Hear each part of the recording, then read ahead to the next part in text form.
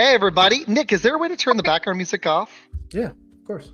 Oh, thank you. All right, guys, we are here for another episode of Izac on Football. It feels weird saying that. I'm still not used to it. But I'm Izac with Izac on Football. We are going to preview the conference championships. We've got an action-packed show with two of my best buds. I'm very excited. This episode is going to be awesome. I'm actually streaming it on my hack Twitter so that people maybe see it and go to Izac on Football because crypto jerks hacked my Twitter, but I can still stream to it because they suck and they don't have control of me. So I'm getting the Twitter back, by the way. I'm coming for you. So anyways, off of that, because I don't want to make the show about it, but this show will probably get some views because it's going to go on my Fun Football Podcast Twitter that belongs to me. But we're going to talk about the conference championships if the Broncos have any chance against the Patriots. We're going to talk about that Rams Seahawks game. We're going to talk about the NFL coaching carousel that's happening, and I don't know if it's over yet. It's not. I mean, there's still openings. And then we're also going to talk about some of these MVP finalists, like the fact that Trevor Lawrence is an actual MVP finalist, which to me is insane. But before we keep going, Med, we've got Nerdcadia. What is that? That's a new thing that's coming up very soon. Ladies and gentlemen, I was Shots from the Sidelines. I am now going to Nerdcadia, where I'll be talking about basically other interests outside of football, but you will see me next season here on Izac on Football. But yeah, whenever I start kicking this one off, be talking about board games like Warhammer 40K, Heroes Quest, Dungeons and Dragons, also manga and comic books. So hopefully y'all like that too.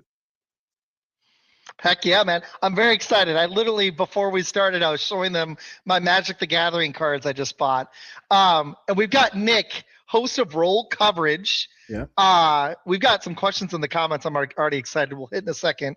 But Nick, how you doing, man? You're going to be streaming some Hornets games. How are you feeling, man? Oh yeah, dude, I'm feeling good. I just moved into the new house. Happy about that. And now that Med's doing D&D, obviously he's going to DM. So we've got some upcoming D&D games, hopefully. Yes, we do. So there's going to be a lot of good stuff coming out this year, bro. I'm excited. I have not forgotten about that, by the way, Nick. It's just trying to get everything. I love it, dude. Nice, man. I want to join, not the first episode. Once you guys Nerdcadia roll in, I want to join, and I'll be restarting up my football pod or my movie pod with my buddy. Just busy right now, but we're going to do it soon.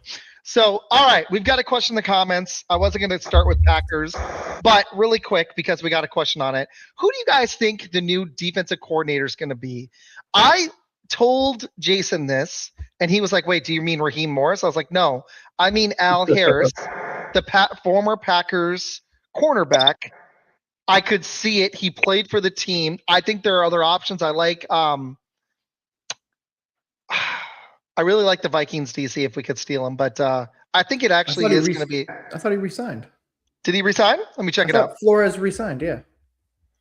Let me see. Yep, he signed. My bad. I didn't see it yesterday. That was the guy I wanted, but I figured they weren't going to let him go. It feels like Al Harris, but what do you guys think? Jonathan Gannon. Ooh. Obviously, he just got fired, so.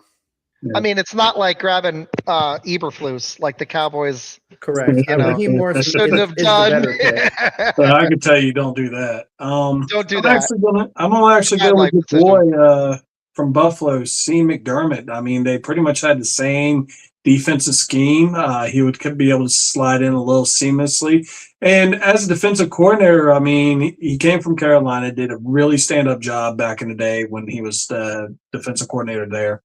I think that if he actually went back down to where he ain't making any crucial, time management decisions or anything like that, I think he would actually be really good in that role. I like it. Good stuff. Oh, we've got Twitter. This is why I'm going to keep streaming to my Twitter because it's mine. Thank you for reposting. I'm going to try to get the Twitter back, but let's do it. Justin's got a question for you. Nick, you said Gannon, right? Yeah. I don't actually hate that. I just feel like it's going to be Al Harris because he was a Packer player, even though he's only been. If that's the case, why isn't Brett Favre your quarterback coach? Just because you play for the Packers doesn't mean he's a good hire. Well, they interviewed Al Harris. That was one of the other reasons why. It doesn't mean he's going to get it, but you don't want You don't want Brett Favre. I'm sorry. Yeah, exactly. Jordan Love would be throwing even more interceptions in the playoffs. Exactly. You don't want that. He's nobody Jordan loved him. Did Jordan Love actually throw a pick in the playoffs this year? Yes. Did he go to the playoffs? He did. Against Chicago. Did he throw an interception? If he did, it was a blink. I'm sorry. He didn't actually. No, he had 4 touchdowns and no picks. Caleb threw a few.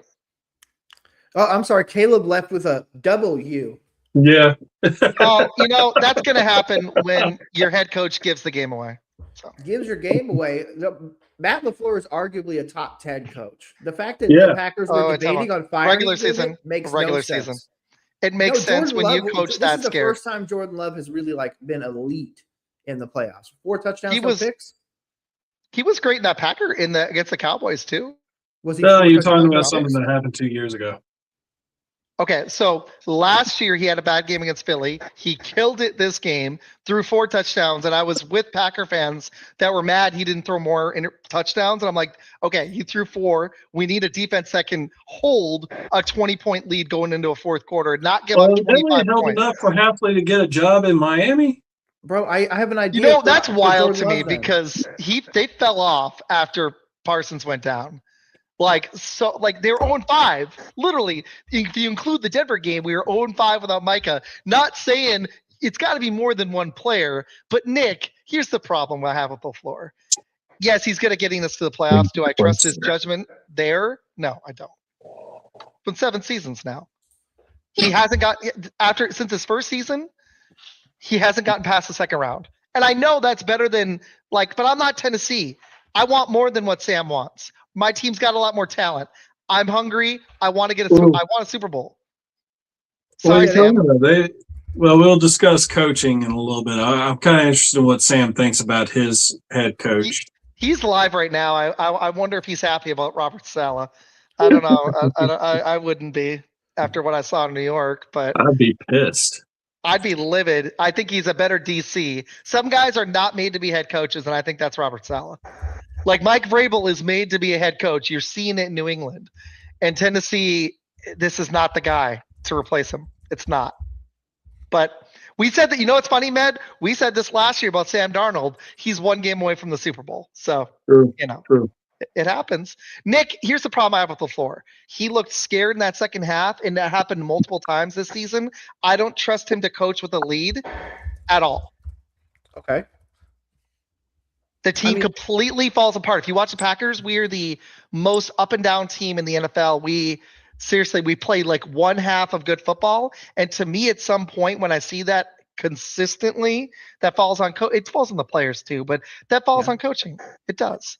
Okay. He doesn't seem to have any answers. I'll give you a little bit of that. But my issue with trying to replace or trying to do something with him is the fact that what are you going to go to? Harbaugh wasn't going to be a Packer. A lot of these guys weren't going to take that job. I think Harbaugh would have had we gotten serious, but we didn't, so it's over. But that would have been you guys are going to fire him next year when there's going to be random ones when Cliff Kingsbury's trying to get a job again. You're going to end up with that, and now you're going to think he's going to solve it. He did real good in Arizona. Actually, who's going to be available next year if we actually do flame out again is Mike Tomlin. I don't think Tomlin's coming back. Oh, you don't? I think he's just taking 1 year. I agree with Nick on that one. I think he's going to go into TV broadcasting. Yeah, I think he's just going to be done. He's just going to sit there and enjoy it. He looks super happy. He's chilling with his kid. I don't think he wants it anymore. Why keep going to another team trying to resurrect it? You already have the coolest legacy in the NFL. You've never had a losing season. So season. Yeah.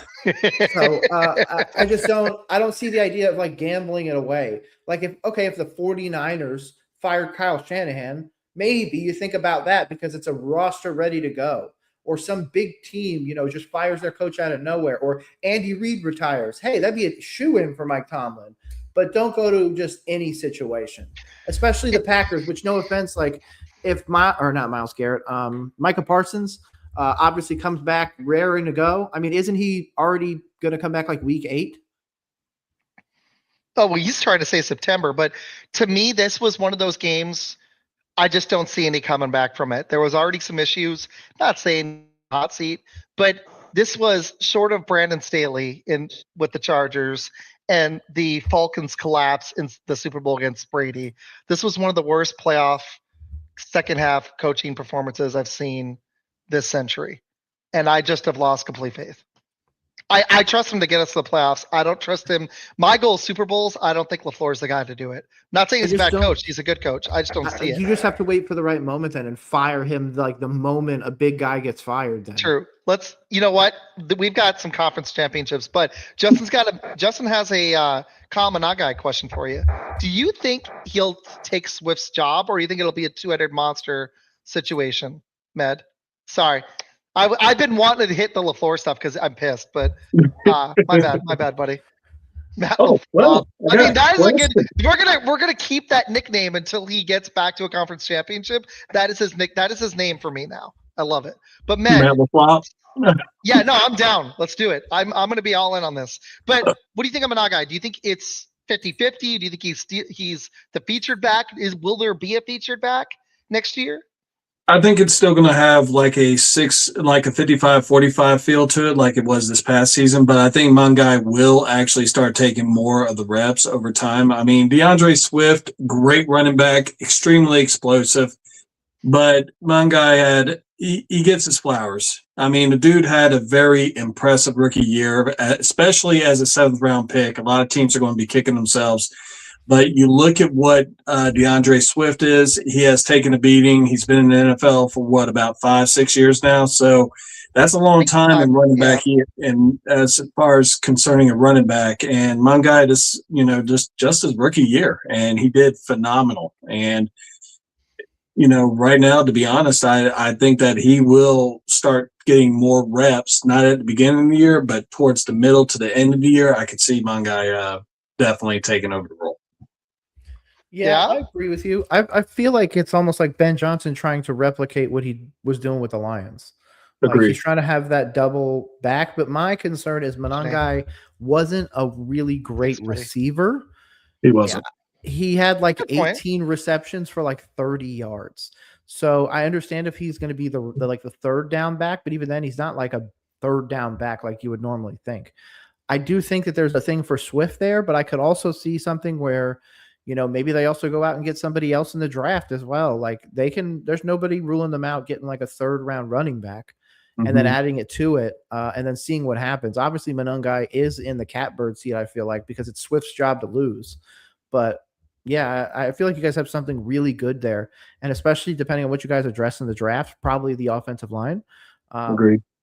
Like that's going to absolutely make them all better. And no offense, it's going to take the onus off of Caleb in a lot of ways. So this way he can just, go play action and make it easier. Yeah. And, as far as the draft goes and everything like that, like you said, the offensive line would be, especially with Tunney, he's 33 this year, be 34 next year.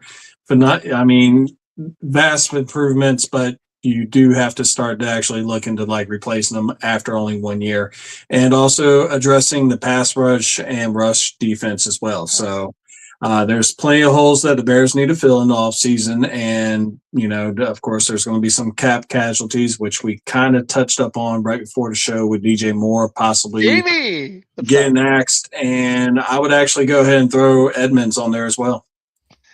This is my first stream from a hacked Twitter account, man. This is great.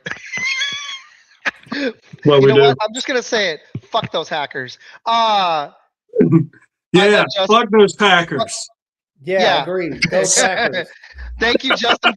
Justin, keep throwing questions. We're gonna hit the conference championships now. Janae, low key flirting with Med, but she loves you. If it's safe to drive, Janae, I'll come over, but I'm worried about the roads. We actually school already got canceled for me on Monday because it's gonna ice and snow over the next 2 days. Nick, I like your counterpoint on LaFleur. At the end of the show, I've got some stuff for you, but I don't want to drill Packers into Med's brain. No, you're fine. No, I just like messing with Justin and all of them. So Janae. Yeah, I know. Okay, I'm gonna Med. You know what? You two pick. Do you guys? I just don't really see much hope for Denver. Do you guys want to hit that game, or you want to hit the more competitive game? There's absolutely a timeline where the Broncos just stifle Drake May. No offense, if you get a solid pass rush on Drake May, he folds. He has gone against arguably the worst schedule, like played cupcakes the entire way. So no offense, That's whoever gets him next, I think it's going to be the Seahawks are going to get him in the Super Bowl if the Oh, Patriots crush win. him. And I think they're going to murder them. They're going to destroy them. Drake May's not going to know what to do. That defense, especially Seattle or again the Rams, both of them can go after him. And now Jared Verse is back for the Rams. Like there is no hope. But I also think that there's a situation where Jared Stidham could just give 2 touchdowns, no picks, and not lose the game. Like nobody's going to ask him to throw 4 touchdowns or anything like that. They're going to run the shit out of the ball and play a ton of defense.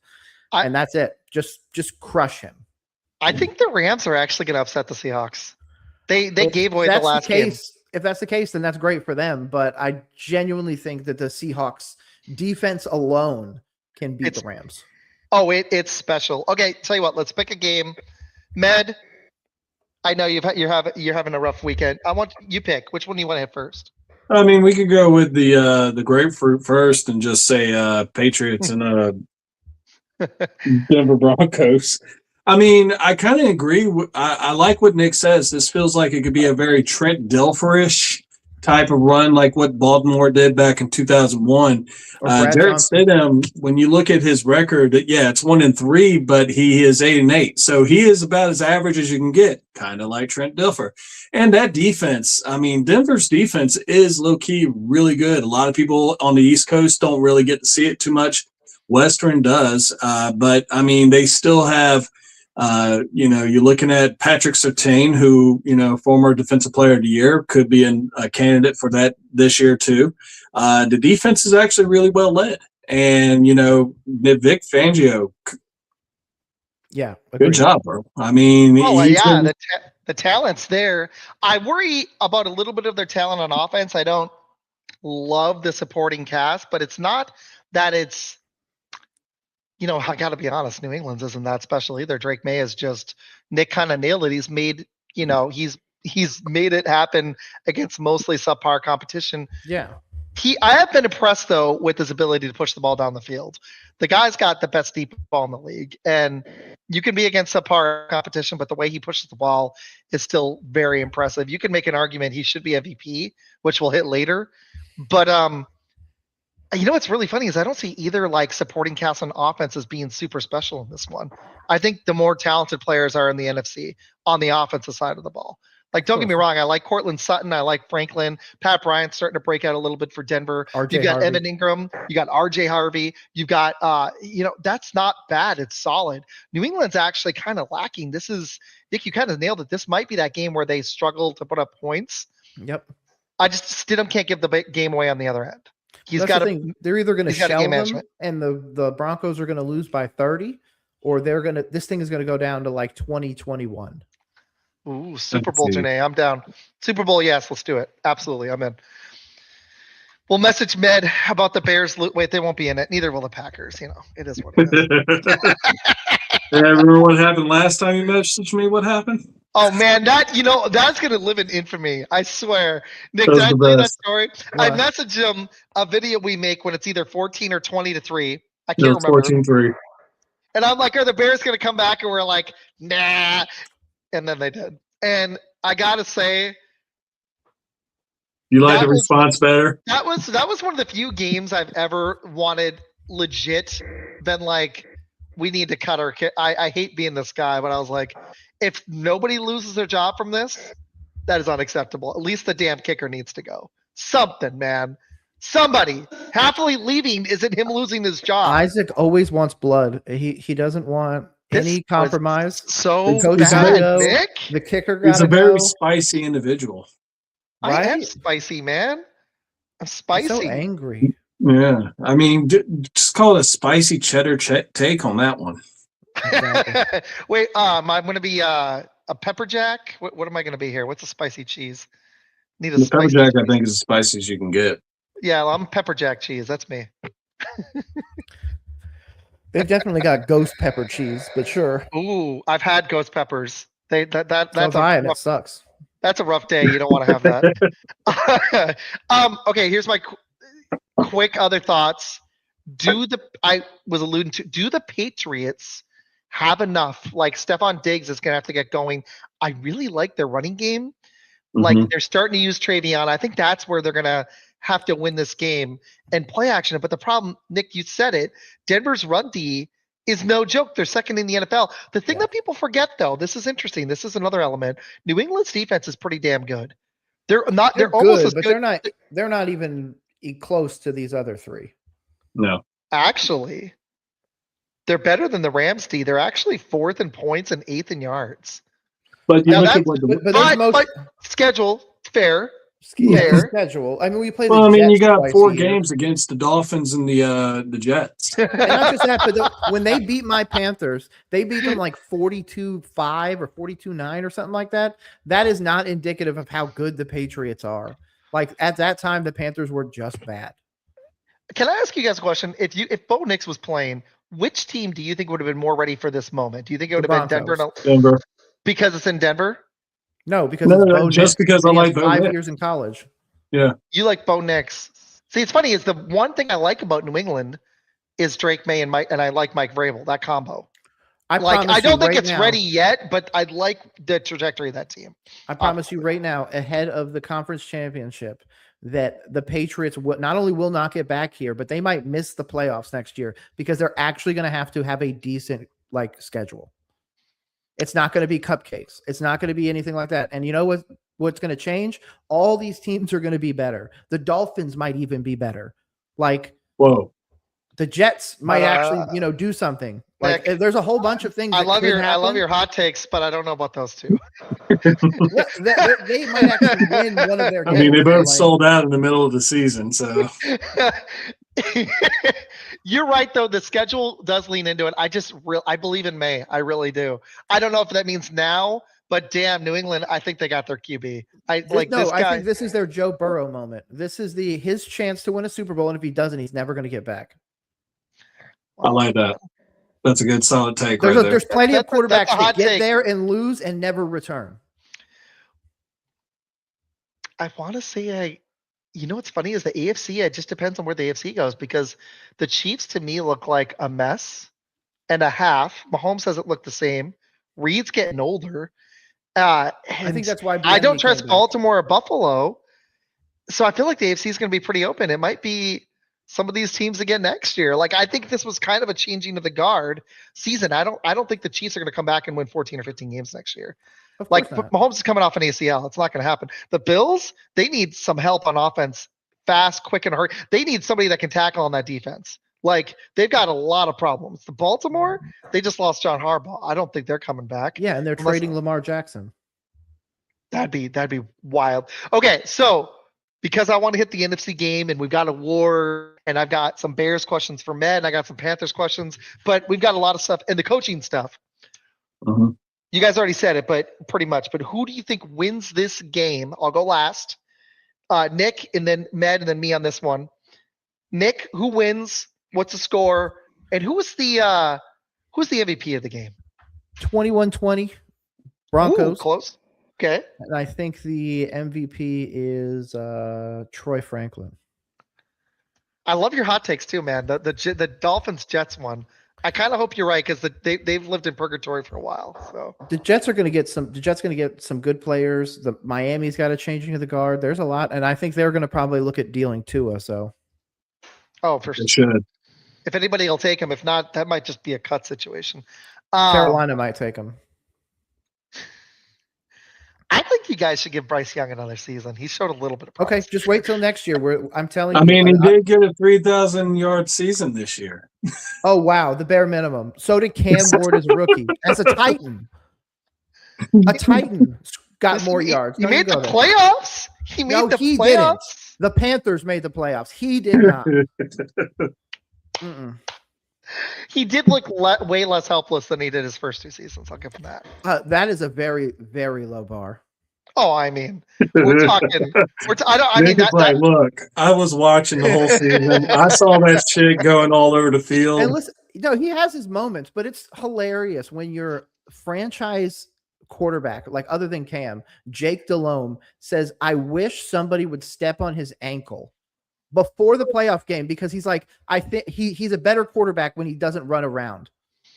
I mean, honestly, I think the Texans, there's a comment about this, but I think the Texans, I know they've got injuries on offense, but I think the Texans would have been better off with Davis Mills in the second half of that playoff game. CJ Stroud completely chucked that game away. Like that defense is but that defense is arguably better than Denver, I think, actually. And CJ Stroud was that horrific. You can't throw 4 picks in a game. I don't care who your receivers or offensive line are. Like the dude, he's not that consistently bad, but we'll get to that one. No, because he also was the one with a perfect passer rating as a rookie in the playoffs. So it's kind of like it's good and bad, and they're definitely not moving on from CJ Stroud. Sure, they'll probably go get a 5th or 6th or a 7th round quarterback, but they're not going to do anything to compete with CJ Stroud. He needs to. I want to see some progress this year. He's regressed the last 2 years. I need to see a little more. But the offense has had a lot of issues. It's not all on him, but it is all on him when he throws 4 picks in a playoff game and a half. A wide receiver. He can't just depend on Nico Collins. True, and he's not healthy enough. So they drafted 2 last year. We'll see if they develop. But let's keep. That was me. That was my sidetrack. Med, who wins? Pats Broncos. Why? And who's your MVP? I'm trying not to piggyback on them too much, but I have to go with Nick on this one. I'm actually going to go with an even lower score because I just have that much faith in that defense. Because look at what New England has on offense.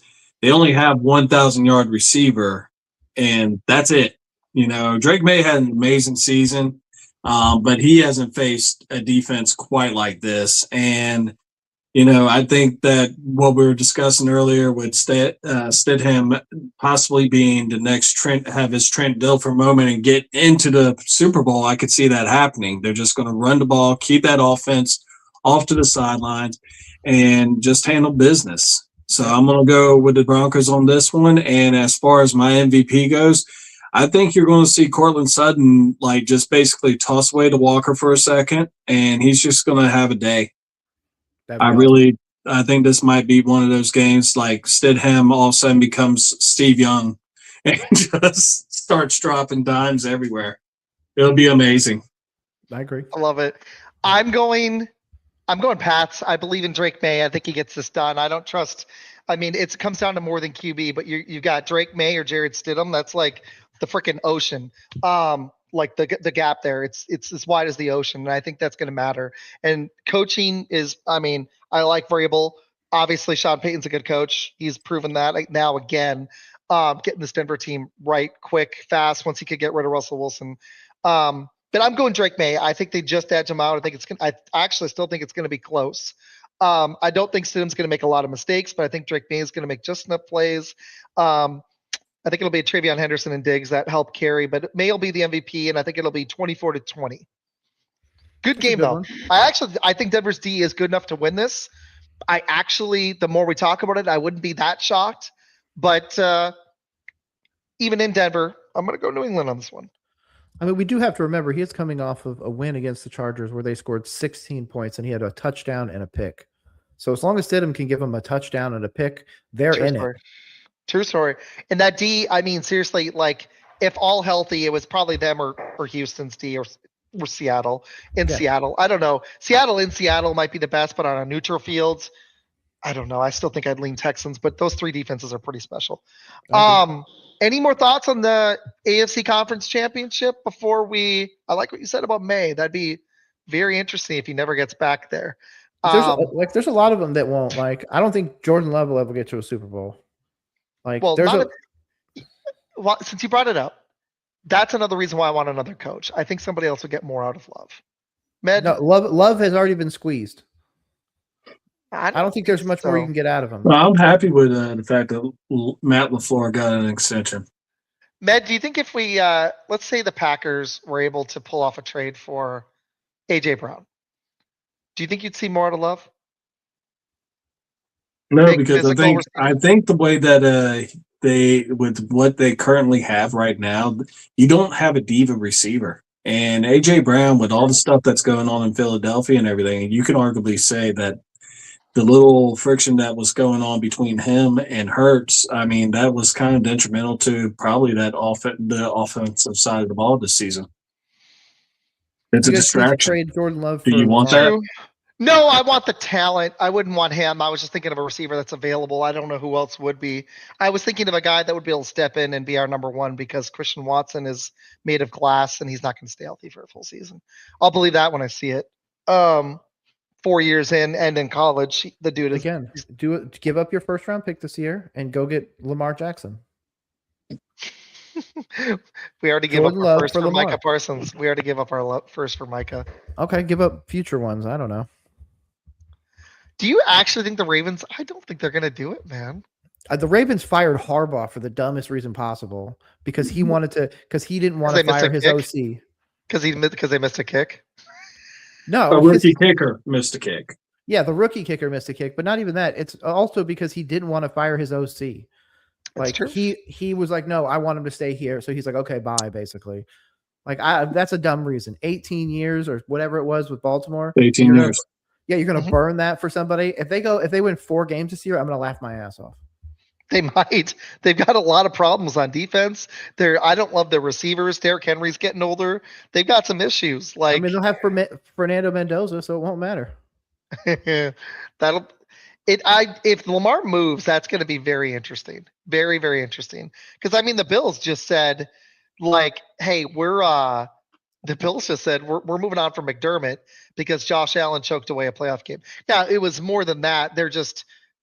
It was kind of the same thing I thought with LaFleur. They just were like, yo, we don't see you being the guy to get us there. Mm-hmm. But because the Bucks got to fall somewhere. Med thought he would get another season, right? Med, you thought McDermott would get one more because if there was one game where you could put on somebody other than the coach. Well, he's 98 and 50. And, you know, the way I look at it is you can't always blame everything on the coach. I mean, in the long run, that is what happens in the NFL and any other. You're going to blame – that's your fall guy. In fact, there is a saying that is out there that when you become an NFL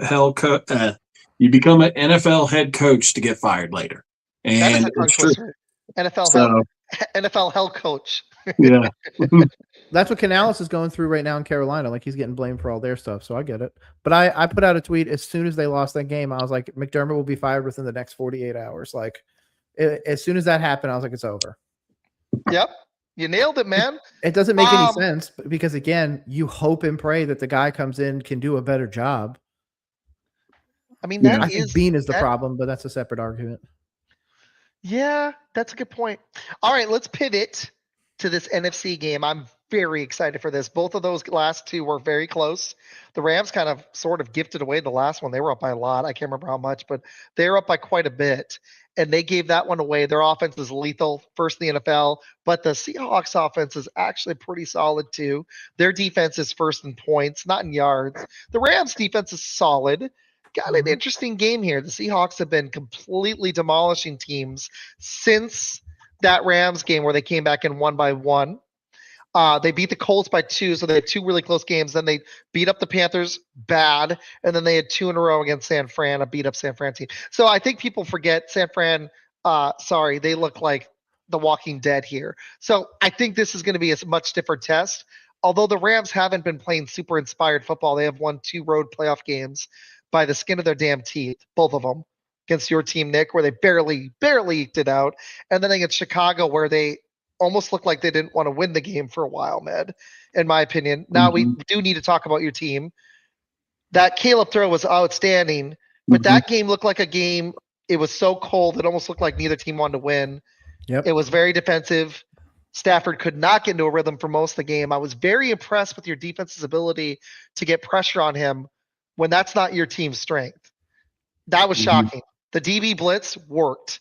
Do you see Seattle pulling that card out, or you even think they need to blitz to get pressure? They're going to blitz. I mean, they've been a pretty aggressive defense this year, and I mean, you look at the way they're actually built. They got 2 stud running backs in Kenneth Walker III and Izac Chardonnay.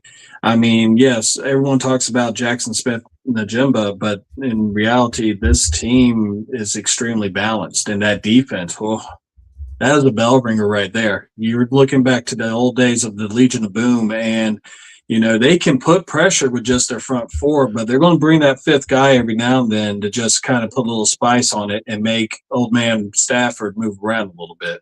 I agree. One of the things to remember, though, is that Charbonnet is out. He's on Charbonnet IR. is out. Well, that just my stay right there. So no, it's going to be him and George Halani, who's actually pretty good from Boise State. So that one's solid. But yeah, he is out. But both of their games in the regular season, the Rams lost that game 38-37. And then the other one, the Rams won 21-19. So they've both been within 2 points. So this is not going to be like a rout. And if it is, I mean, it's just because one side collapses. Because again, both of these games that they played in division, they've played tight. And also, I think that the weather, like with the Chicago game, is gonna play a factor. Really and truthfully, you look at all the times that the Bears went for it on fourth down.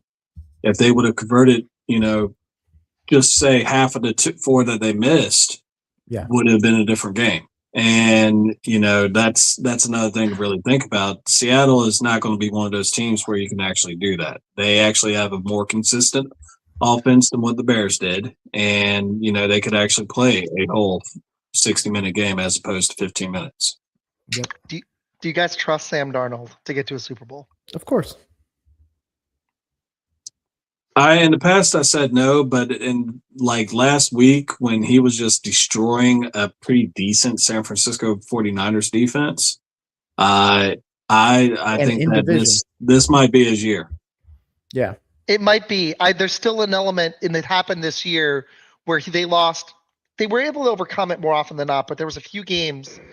It was a little wild to me that he made a Pro Bowl. It was only because they were the number 1 seed, but Jordan Love had better stats. There was a couple other QBs in the NFC that had way better, not just QBR, but way less interceptions. But it's not just about that, but there were games, a few of them this year, where he had that Sam Darnold moment that isn't good. But the team, I do think, is talented enough for him to get there as long as he doesn't give it away. This is the type of game, though, to me, if he has 2 or 3 picks, that could be the difference in a game against Stafford. I think you're going to see the best version of the Rams. They play the Seahawks team extremely tough. I'm going to be really shocked. As good as Seattle's been, I'm going to be actually shocked if it's a double-digit game. I don't think it's going to be there. I think it's going to be a hell of an end. I think the winner of this wins the Super Bowl. This is the Super Bowl to me. This is Super Bowl. Yeah, I agree. As good as Denver's D is, man, they'd have to be effing outstanding with Stidham, and Stidham would have to play his best ball. And New England, to me, doesn't look ready. So this is the Super Bowl, and I can't wait, man. Like, you're going to give me 2 teams that aren't mine. I would have rooted for Mets Bears. They're getting there. But this is it, man. I want to see round 3 of these 2 juggernauts. The Rams have got to bring their A game, though, which we know they can do. Yep. Damn, this is going to be fun, man. I'm really interested in how Stafford's going to play. This could be. I don't think he's going to retire, but this could be his last really great shot to pull this off, to get his second ring. Is he still having issues with his finger? That I don't know. Let me see if he's on the injury report. Let me check it out. Even though I don't think they would have listed it anyways. But Byron Young is playing. He's questionable. You said it earlier. Nick, you said it, right? No, Med did. Oh, my bad. Med did. My bad. Seahawks. No, he's not on the injury report. Charbonnet's out. Any other big injuries for the Seahawks in this one? Josh Jones is questionable. Nothing huge. Torrey Horton's out. I mean, he's been out. Yeah. Darnold says that he's feel good too. Darnold says that he feels good too. Jesus. And he played good last week. I was a little worried about that. I was like, he hadn't thrown all week. I was wondering if that was going to be a problem. I actually picked the 49ers just because I needed to see it from Darnold. I really did. And I'm starting to get on Meds train and the whole world where I'm like, maybe this guy actually can do it. It's not just the QB, but it's such an important position where that's the one that can swing the game more than anybody. So I'm leaning towards Rams, but I think it's going to overtime and I think they're winning an OT. This is going to be close. I wouldn't be shocked. I'm going to tell you, as good as Seattle's D is, I think this game's going to get into 30s. Not as high as last time, but I think it's going to be 33 to they'll stop Seattle. They'll get a field goal. They'll win 33-30. I think the over under, they're going to blow by it. I was going to say 34-27 Seahawks. I could see that. That's a good score. Who's the MVP, Nick? If that's the case, it's probably Sam Darnold. But I'm guessing it's going to be because of an overwhelming special teams play. Again, see what Shaheed does. Anything like that, or even a defensive player. I like it. That's a good call. I could see a few of their guys getting 2 sacks. See Emin Ward come up with a forced fumble and an interception. I think if they're going to win this, Devontae Adams and Puka Nacua are going to have to ball out. So I actually think it could be one of them. Oh yeah. Stafford will have to have 4 touchdowns, no picks, or 5 touchdowns, no picks.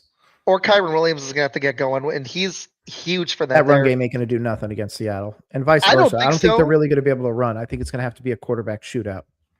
And if it's a quarterback shootout, as good as Seattle's D is, that's where I do trust Stafford. Seattle's D is going to have to be all on this, and their pass D their pass D is good. It's not it's been playing great. It's not quite as elite as people think. Seattle's run D is special. Their pass D is pretty good, so they're going to have to play their best game too. Matt, what you think, man? Who do you think goes to the Super Bowl here? Sunday it's supposed to be 43 degrees, so I mean that ain't too bad. But whenever it's cold and everything, they were talking about how Matt Stafford likes to put on a scuba suit, and and really, truthfully, I think he's going to go down on this one, just like in the water. And the main reason why is I just think that Seattle. I'm not saying the Rams ain't hungry, but I feel like Seattle's a lot more hungrier. Yeah. And like we were discussing the whole defense thing and everything, you got a guy over on the other side of the field that no one's really talking about, and that's Cooper Kupp, who was just released last year by the same Rams team. And I think that's going to have a little bit of a revenge factor. You got to think about the pickup of Rashid Shaheed right before the trade deadline. First play in the last week, touchdown. And A.J. Barner, that's a pretty decent tight end. That just came, out of nowhere. I really think that Sam Darnold and them are going to win this game, and I'm going to go with a 27-17 score. I like it. What's up, Jason? Good score. All right. Because I would love to have you both on. I'm hoping we can pull it off, but let's just say we don't. My Super Bowl is Pats, Rams. Are you guys Nick? Pats, Seahawks. If I had to bet, it's Pats, Seahawks. But you picked Broncos, right? Yep. Okay. Who wins your Super Bowl? Broncos. Seattle. Yeah, I agree. Med, who wins your Super Bowl? Seattle. And I'm picking Rams if they clear this. Although I wouldn't be shocked, but I like to go against the grain every once in a while. Seattle's favored. I just, I'm not going to be surprised if they win. I'd be a little more surprised if Denver wins, like I think we all would. But all right, cool. That'll be an epic run. This will be. Payton deserves an award. And if Seattle wins a Super Bowl after signing Sam Darnold with McDonald, there's going to be so many Legion of Boom comparisons. That'll be really good for Seattle. If that's the case, they should and for Darnold. They should change all the McDonald's around there and call them McDonald's. I like it. Good stuff. All right. Okay. I would like to talk a little coaching, then we'll have some MVP stuff. Med, what has been the most surprising coaching hire so far for you, and what move do you want to see next that hasn't happened yet? The most surprising one out of the ones I've seen so far is it's a toss-up between Jeff Hafley and really Robert Saleh. I'm going to go with Robert Saleh on this one because he is a defensive mind, and you have a young, impressionable rookie quarterback that you're going to tie him into it, and it just screams Eberflus to me. It's just, you have a defensive coordinator that's going to sit there and talk about drop back technique with your high prize rookie QB, and hopefully he gets some help this season. But with this guy here, I don't think it's going to happen. Good point. That's good stuff. I like it. That's the Hafley one. I want to see how the guy does. He did a good job with our D, but it wasn't great recently. I had some issues this year, even though he was good. I was a little surprised he landed a job this quick. but good for him. I don't think it's going to work out in Miami, but I said this about Seattle last year with Darnold, and I was wildly wrong. That defense, I did not expect this. I don't think anybody expected this team to be this good. Nick, what has been your most surprising hire, and what do you want to see next? To be honest, I thought it was Minter. I didn't expect him to go that route. I think he could do well. I'm not necessarily a big fan, but I get it. You're trying to return to the Baltimore of old, really crushing defense and everything like that. You have Derrick Henry for at least one more year, so he's going to be able to carry you to hopefully 5-6 wins right there. So from that, it makes sense.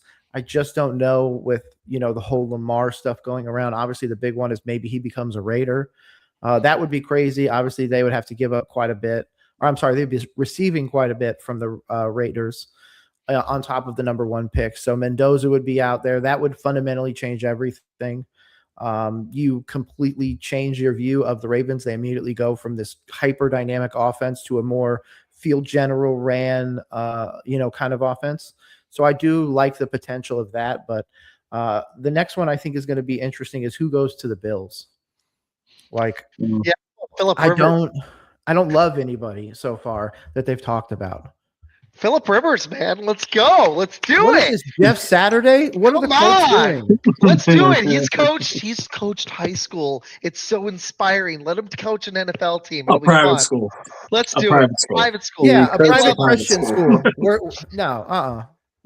And he's getting interviews. That's wild. I think it'd be hella fun. It'd be a fun NFL story. They shouldn't do it. What are we going to hire now? Is Shakira going to run a team now? They probably should do Brady if they can't get Tomlin to do it. I do like Joe Brady. I think it's Joe Brady. It's got to be Joe Brady. He's been there. Sense. Joe Brady's been there. It's not like the Al Harris thing. Like there is other guys I want for the Packers DC job over that, but that link made some sense to me and they interviewed him. I think we'll see. But I think Joe Brady makes a lot of sense here. He's done good with the offense. They need help at receiver. Like they have legit come out and completely thrown Keon Coleman under the bus. And the owner did, and they basically have said he's not coming back. Yeah. Which is I love it. And then also who are the Raiders hiring? Anybody else? I don't know who it is. Anybody but Pete Carroll. That was, man, that team. You got to feel for Raiders fans, man. It really sucks because I'm going to piss some people off here. The Jets, I know, have had their day 55 years ago. They've been terrible. The Raiders, it's been a minute, but they do have a storied history. And it'd be cool to see them good again. It's kind of like the Giants where it's like, I just feel like the NFL is a little better when they're a good team. Like you can only have so many good teams. I got to be honest. I don't care if the Lions suck. Let them suck. They've always sucked. Yeah, the Raiders, they can still suck. I don't care about Lions fans are a joke to me. And I have some family, so I'm sorry. I love you guys. But the Raiders, it'd be cool to see them good again. So they need to go get the best possible candidate. I just don't know at this point. Med, you got any ideas? I'm not sure who I like for them. Somebody offensive minded, I think. For Las Vegas? Yeah. Well, hell, I mean, you're hearing about like Max Crosby possibly being the next target for the Chicago Bears right now, which I would absolutely love. Oh my God, you guys get him? Mm-hmm. That would be that'd be perfect. That'd be like what we did, but then maybe even then some, honestly. Like that would be amazing for you guys. If you pull that off, I would pull that trigger now. What are you guys going to have to give up for it? That's the problem. Yeah. I mean, I'm happy we took a swing as a Lions fan. Sorry, Justin, I love you. I love you. Mike is going to be out a decent chunk of next year, so you're basically paying him for a little bit of last year, half at least of next year, where he's still not even going to come back at full strength. And then you're going to hope and pray that he comes back after a major knee injury. We didn't trade for him before. Every player could get hurt. You're right. You're right. It's just going to be interesting to see how this ages, because then obviously if LaFlop is fired, then what happens? You guys go DC, and if you don't, then you need to go out there, or a DC as head coach, I mean, because if you don't, then you're going to have to go out there and get a really, really great DC to support your now offensive coach that's going to invest a ton of stuff in the offense and pull it away from the defense. True story. But it did elevate our team when healthy to I mean, we were right there to a possible Super Bowl contender, whereas we weren't before. Same thing with Chicago. Not that they, to me though, that's a team that's on the rise with a young QB, even younger than us. But it would get them a lot closer. But you're right, assets matter. I was happy they finally took that swing because the defense was like the fifth or sixth best defense in the NFL when Micah was healthy. Yeah. So I just would like to good. see. It's just you know, who's going to be your coach next year. It's most like, or not next year, the following year. It's most likely a DC. Like Tomlin. I'm just kidding. I don't know, man. If Tomlin really comes don't. back, he's going to be a Buck. That'd be interesting. I don't If know. I was the Las Vegas Raiders I and don't I know was who for the looking for a Raiders. I don't DC, know. I would actually look at Vic Fangio and take what is over at Denver right now. Go ahead and hurt them, and at the same time build strength on yourself. I mean, you got some talent on the defense. There's not much, but there is some there, and you do have your running back pretty much sewn up, and you got Trey Tucker. I mean, there really ain't shit in Las Vegas right now, and it's just Yeah, it's Brock Bowers. unfortunate for Ginty the and Raiders Bowers. fans, but they really need to focus on rebuilding that offensive line because it's not there. Ginty would just get beat up, and you got Trey Tucker, and that's pretty much it. Yeah. So Ginty had 1,300 yards after contact. he was getting hit as soon as he got the ball handed to him. Yeah. I mean, I don't know if Micah's going to be full strength till midseason, but you know what? As long as if he's back to full strength by mid to late season, I don't know. It just depends on the other moves we make. I still think we're going to be a playoff team. I think you're going to lose Quay Walker, so that's going to be a loss. mm-hmm. Yeah, if we do, I'm curious what we do with him. He was actually playing a lot better this year. That one's going to be interesting. Watson and Dubs are free out agents. of free agency this year. Yeah, Watson and Dubs are free agents too. That's going to be interesting. We'll hit that one in a second, though. You should trade for DJ Moore. I actually would love that. I'm not joking. They would never do that. They would jettison him into the sun. They would never do it, but DJ Moore. It's not going to happen because DJ Moore. So you better find a three-way trade to where he gets traded somewhere Rice. and then trade it probably from get there. him for cheap. Yeah. Well, I mean, he'd be better than anybody we have on our team. I don't love this receiving core at all. Sign Mike Evans then. You got your number one in this past year's draft. What do you mean? The golden shower? No way. I did like the way that was one of the few things I liked about that stupid playoff game. He actually had some good plays in the fourth quarter. Finally, I was like, oh my gosh. During the regular season, was he the opposite of Matt LaFleur? Oh my gosh. He was I kept thinking if we had Luther Burden, if we had Luther Burden, if only. For Bears. Well, we could have drafted him. Can we draft the right player? You're not as smart as the Bears. Yeah, Martha. I am. I wanted Burden. I didn't want Golden. I was going to say Burden was my number one. I told you both I wanted Burden over Golden, but I wanted a receiver. I wasn't when I drafted him. I was like, I don't recall. No, I mean just think of it like this: Isaac. You'll see him for the next 10 years on my team. Probably, no joke. His run after the catch ability is outstanding. But yeah. Well, you know what? Let's hit some more. I got a couple more questions, and we can dive into our teams. Okay. Is there any guy out there that what was the most shocking fire to you guys? Was it McDermott? Was it Harbaugh? Tomlin wasn't a fire and he stepped down. That doesn't count to me. But which firing was the most surprising? It's got to be one of those. Definitely right? Harbaugh. It's not like McDaniel. That one makes sense. So Harbaugh for you. Yeah. Med, which one was it for you? Harbaugh? Was it? What you thinking? McDermott, I think, is a little like that one was. I mean, he didn't win a Super Bowl, but McDermott for me, I guess. But John Harbaugh, like y'all were talking about earlier, 18 years. I mean, yeah. And he like the all-time road winningest coach in NFL history or something like that. Yeah, it's pretty up there. Yeah, no. So I mean, that was kind of shocking. I mean, in all honesty, Giants, congratulations, you bought stability. So look at that. It's great that your fans lie to you. Oh, hold up. Let me write that down real quick, Jason. Hey, Jason, we're going to start a book, okay? The book is going to be called Things Jason Says. And we love you. But if this one doesn't happen, it's going to go in this book. Going to be a stud.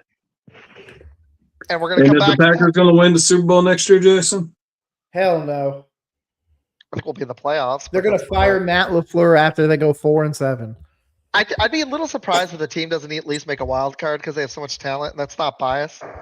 That's just truth. But I don't know, man. I just would love for the team to have faith in the decision makers, and I just don't. But Med talked about it. The GM, while we're on it, the GM has made mistakes too. Like Med, your GM doesn't do that. He went out and tried to address the offensive line. It didn't work. So what did he do? He went out and hit it again. But he hit it 2 off seasons in a row. Our guy seems to do this thing. He's like, tell you what I'm going to do, people. I'm going to draft 3 guys out of position. And they're either good, they're going to work, or that position's still going to suck, and that I won't address it for 4 more years. That's what he does. He's like, I'm going to draft 2 or 3 receivers. He drafted 2 this time. But he does 2 or 3 guys at a position. We drafted 3 linebackers the draft before that. We drafted how many safeties? 4? 3? How many was it? You got 3 that year. 3 safeties. He does this crap where he doubles on positions. So we've got a weirdly constructed roster where we're really deep at some positions, seriously lacking talent in others. And it's almost like the Packers should adopt the philosophy that you can trade for players. Like we did. That's why I was, even though the price was high, Nick, that's why I was happy we actually made a trade for Micah, even though it was a high price, because we never do it. So it was abandoning the philosophy that wasn't working.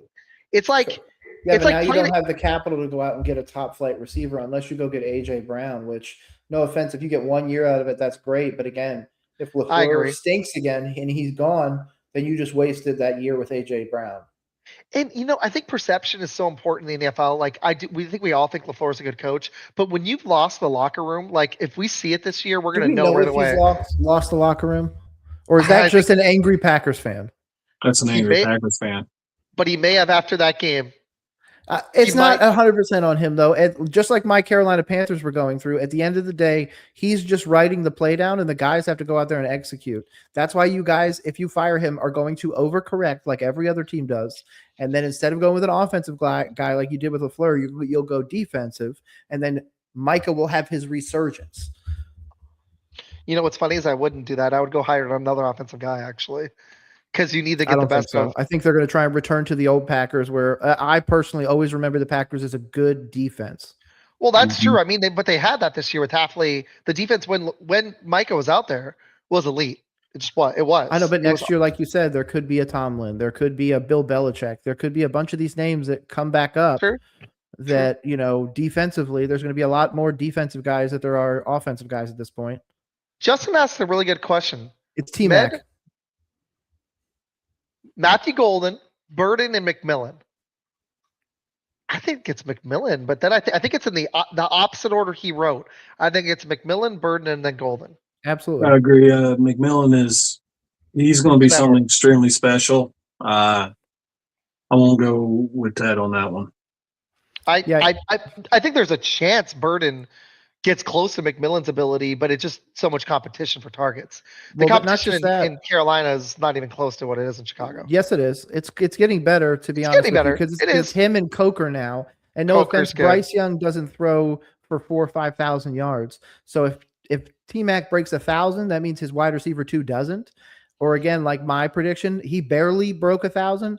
I thought they would just barely miss it. Like he would get, 989 or something like that. And that could be another one. He gets 900. Luther Burden gets 750 and Golden's at 690. It could be really close. Golden gets 690. I'd even be happy with that. Shit. 690? That's 650 more yards than he had this year. Yes, but that also means that you're not getting production from other guys. Well, we're about to lose. We're probably going to lose Dubs, so there's going to be opportunities. And Watson ain't going to be healthy all season. I got to see, what did he have this year? He had 360 yards, no touchdowns. Good job, buddy. Good job. Good pick. I mean, because it's the Packers drafted him. No offense. The only good receiver you guys have drafted lately is Devontae Adams. I know it's been all bust since then, except for Watson flashing potential. It's been bust. Dubs just had his best season and cracked 750? Yeah. Yeah. Our best receiver is Tucker Kraft, and then he went down. We lost our most dangerous offensive player, and then we lost our most dangerous defensive player. We lost our best offensive lineman and then our best defensive lineman. I was impressed we actually were able to even have a good half against Chicago. But that means your coach did a really good job with those 4 key pieces out. And then he does and his then thing he where he has dialed lead, something up, and the he players becomes didn't Mike execute. McCarthy, and he cannot figure out how to stop a ship when it's sinking, and he has zero clue how to game manage a game when he's up by more than by any amount. Maybe But you when should he's get up him big, some flex he seal really then. he did this against Chicago 3 times this year. This was 3 times. He almost blew it with Micah. He blew it the second game, and then he wildly blew it in the playoffs. This was like a lot like Ned a Bears knows. fan during Aaron Rodgers' era. Okay, that's actually sort of true. And you're on the other side of that. Now you're in the Caleb Williams era. This now sucks, man. I don't like this. This is awful. I hate being on this side. I'm sorry you guys don't own the Bears no more. Oh, this is terrible. That's what happens. The division gets better. There's water in there. There's water in that drink. This is awful. I hate this. This is a terrible feeling. Ah. Welcome and we've to the got rest a of the quarterback. NFL. We've got a quarterback that's one of the most up and down QBs in the NFL. Who goes out there and throws? He's like what, a perfect QB, like what, a 95 QBR in the first half, and then he gets what, like 15 yards in the third quarter. Come on, it's a good 15 yards, sir. Oh yeah, man. I swear I could have completed. But that's why you don't Jordan. Give me a whole quarter. I'd complete 1 pass. True story. Oh, Nick, I have to congratulate you. Your beard looks great, dude. Oh, I appreciate it, buddy. Once I bought the house, I'm done. I'm just gonna let it grow out forever now. Hell yeah. I don't need to do anything else. Good job, Nick. Nicely done. I got a little stubble right there. I remember 5th grade. There's a stubble. Yeah, some of the kids I grew it out this week, they're like, oh, you have facial hair. I was like, yeah, you've got some. Wait, do you have some? That's where you go. Yeah, just at puberty. I'm like, where is they call me old. And I'm like, yeah, you'll get there one day. No, that's when you tell them that facial hair is from their mama. Ooh. 6'7". It was coming. He's trying to stay so relevant. Well, you know, I hear it every day. Man, a true fan will always pick their team to go to the Super Bowl. That's not true. No. Hold on. Yeah, I haven't picked my team in 40 years. Nick, are the Carolina Panthers going to the Super Bowl next year? No, I think they're going to fire their coach. Yeah, me too. Although you never know, if you guys win a week NFC South again, who knows?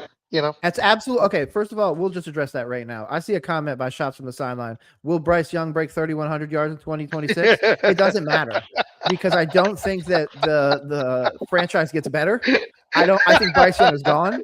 I think that it's all 30-99. 30-99. No, I don't. I think there's a chance that he breaks it, but I think there's a chance he breaks it because the team goes down early. Like I said earlier about the Packers, could be like a 4-7 situation.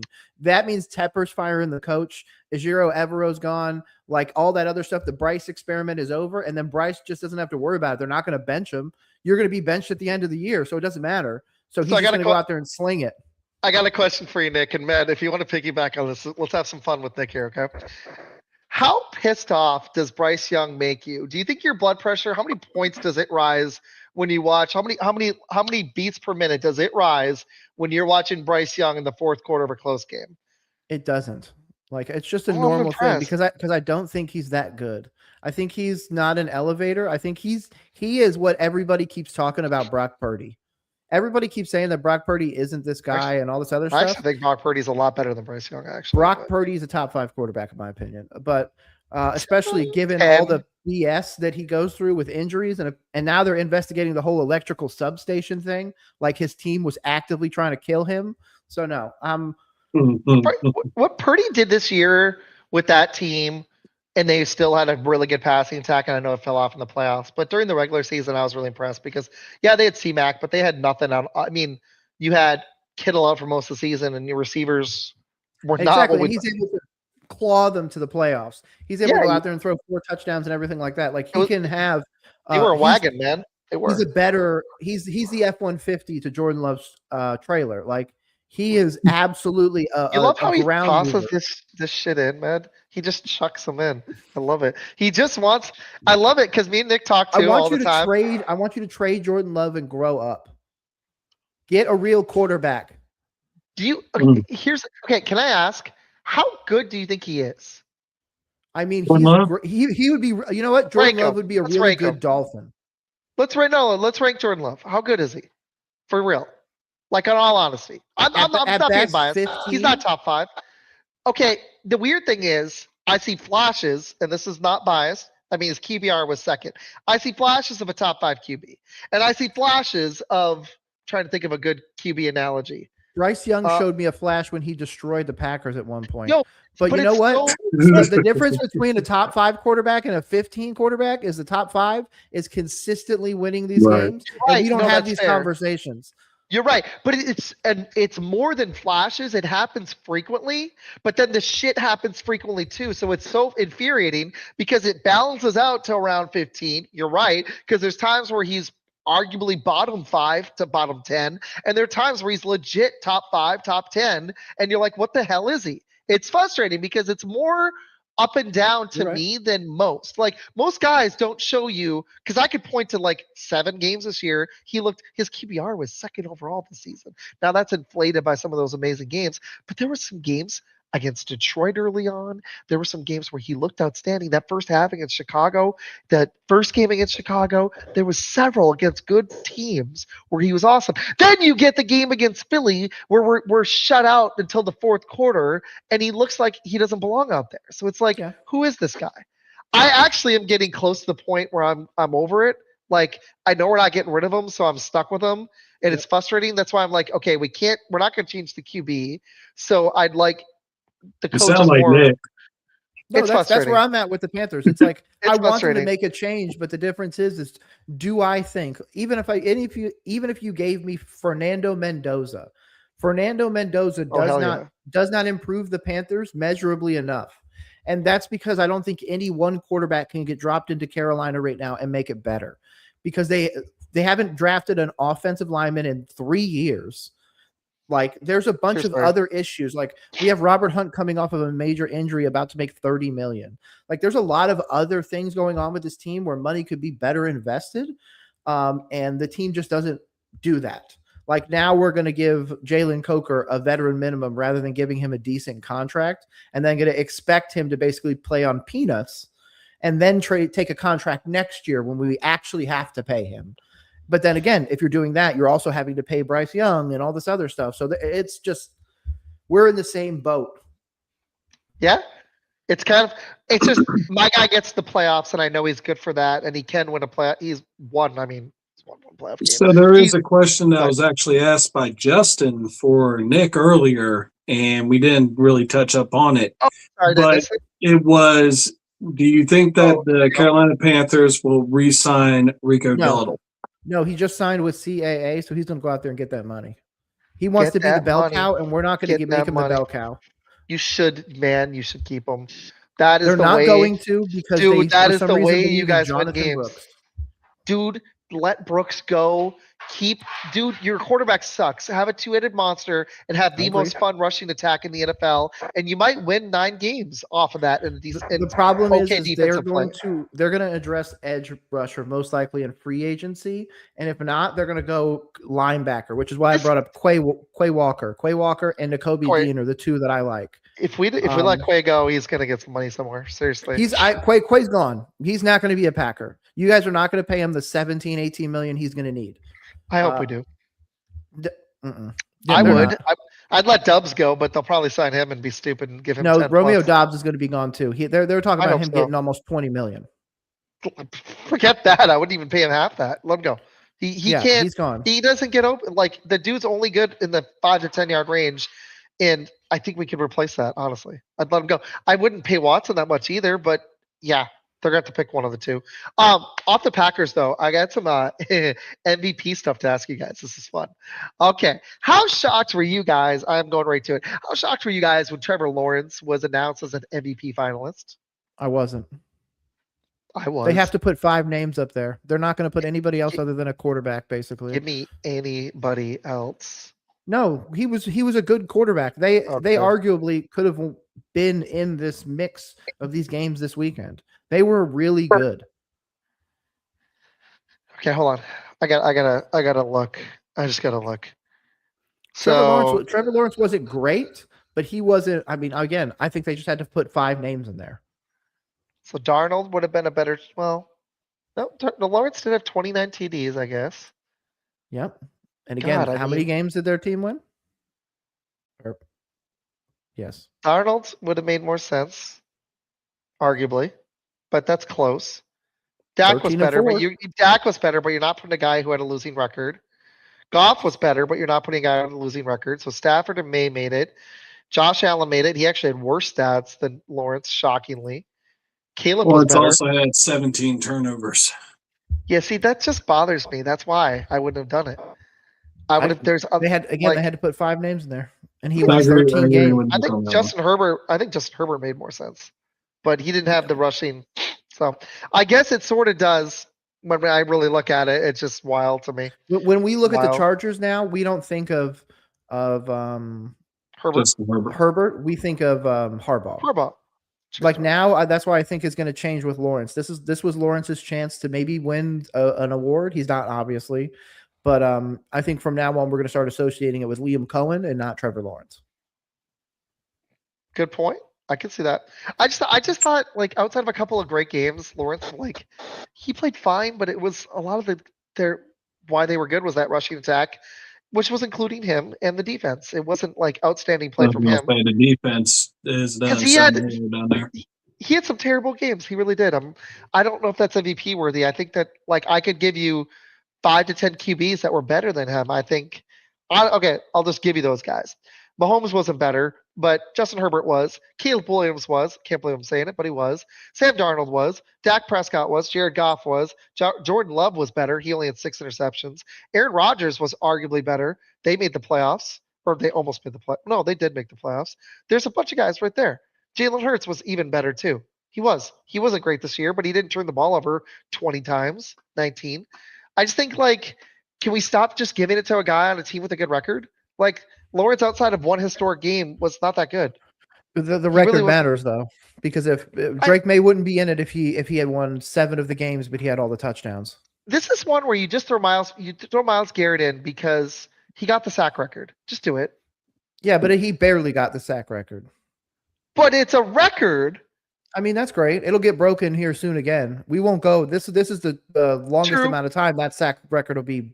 Unbroken. That's just wild, though, to get that many sacks, even in a pass-happy league, to do that on a bad team. I mean, their defense is solid, but to do that on a bad team, I think just throw him in there. Like, he got a lot more opportunities to pass rush because his team was bad.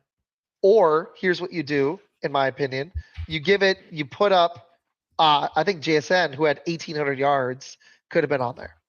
JSN's going to be the offensive player of the year. Yeah, but if a guy's off. And see, that's why I don't love that award. I wasn't even going to touch it because that's the award they give to the guy that was asked us in the questions. It's going to be JSN and Myles Garrett. JSN and Myles. Yeah, I don't have another choice. Puka Nacua or CMC could for offensive player of the year, but JSN was better receiver, and I think JSN will win it over McCaffrey. The odds right now are JSN 1,600. In his favor, so obviously that's big time odds. They basically think he's going to win. All of the sports books think he's going to win. Same thing with Myles Garrett. It's like negative 10,000 or whatever it is, giving up 10. Oh yeah, so Myles Garrett's going to get it. This has been a fun debate all night. You've been trying to get me to say let Jordan Love go. I love it. No, I don't think you should get Jordan Love go because again, it's the same argument that I'm going to have with Matt LaFleur. Who are you going to get to replace him? Like, there's nobody that I can say right now that the Packers would even be willing to talk about. That's why I was joking about the Ravens. Go get Lamar. But there's literally no way you guys would do that. Second of all, I don't think Lamar would even make your team better. Arguably, it can make your team worse. Because now you have to change up your offense to support him, where I think your offense really benefits from running the ball and playing hard defense. I've got a question. What if they'd gotten the right OC or quarterback coach, Med? I want to know your thoughts on this because we've been going back and forth. What if the Packers had fired LaFleur and promoted Jeff Hafley to head coach? I think that would have been a bad move. I do too, but you guys are all about defense. He did a good job with the D. We are all about defense, but I mean, you look at what he did over in Boston College, and he wasn't all that impressive. I was actually kind of shocked that y'all gave him the defensive coordinator job. I agree. Mean, he's done a good job, but it's gonna also matter. he didn't do a great job. And it wasn't until he got a generational talent in Micah Parsons where he actually did a reasonably great job. Yeah, and not just that, but who's going to be your OC? Like, there's going to be other things to that. And how does Jordan Love react to that? Because obviously the two of them have been attached to the hip for 5 years or something now. Yeah, true story. I think this is right too. I think Willis and Dubs to the Dolphins. I think Malik Willis is going to get an opportunity to start after how he looked. I think there's a good chance he does. If that's the case, then Tua needs to get moved because they're not going to be able to pay both of them and support Tyreek Hill, which is why I think Tyreek Hill is going to get traded back to the Chiefs. I think Tyreek is gone and Tua's gone. Matt, do you think that's true, or you think one of them stays? I think that if anything, I could see Tyreek Hill being traded, and unless they can find another team that is dumb enough to take on Tua's contract, he will probably get cut. It'll be very similar to what the Broncos did with Russell Wilson. I think it's going to be the Jets.